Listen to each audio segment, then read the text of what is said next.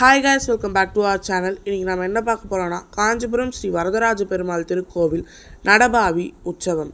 அதாவது பெருமாள் சின்ன காஞ்சிபுரத்துலேருந்து ஐயங்கார் குளத்தில் இருக்கிற நடபாவி கிணறுக்கு வந்தடைகிறாரு. நடபாவி கிணறு அப்படின்னா ஒரு மண்டபம் போல் இருக்கிற ஒரு இடத்துல ஒரு கிணறு இருக்கும். உள்ள 12 தூண்கள் 12 ராசியை குறிக்குது. 27 படிகள் இங்கே 27 நட்சத்திரத்தை குறிக்குது. அது மட்டும் இல்லாமல் ஒரு சில பேர் உள்ளே இருக்க அந்த தண்ணி இருக்கிற அந்த கிணறுல அது வந்து வேறு ஒரு இடத்துக்கு சுரங்கம் போல் போகிறதாகவும் சொல்கிறாங்க. இது எந்த அளவுக்கு உண்மைன்னு எனக்கு தெரியல.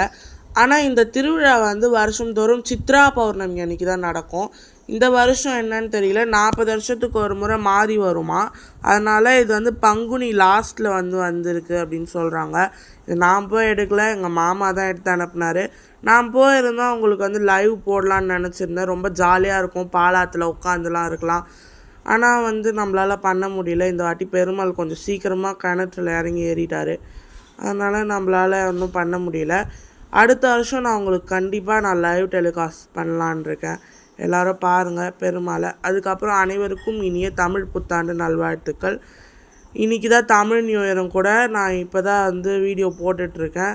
அடுத்து ஒரு சில அம்மன் வீடியோலாம் வருது, நம்ம ஏலவார் கோவில் அம்மன் வீடியோ, அதையும் பார்த்து என்ஜாய் பண்ணுங்கள். இப்போ போய் பெருமாளை பார்க்க முடியலனாலும் அடுத்த 3 நாட்களுக்கு நடபாவி கிணறு வந்து திறந்துருக்கும். அதுக்கப்புறம் நம்ம யார் நினச்சாலும் போக முடியாது, தண்ணி வந்து ஃபில் ஆகிடும். இதையும் சொல்லிடுறேன். யாரும் அங்கே போய் வந்து க்ளோஸ் ஆகிருக்குன்னு நினைக்காதீங்க. இன்னொரு நல்ல வீடியோவில் பார்க்குறேன். Tata, bye bye.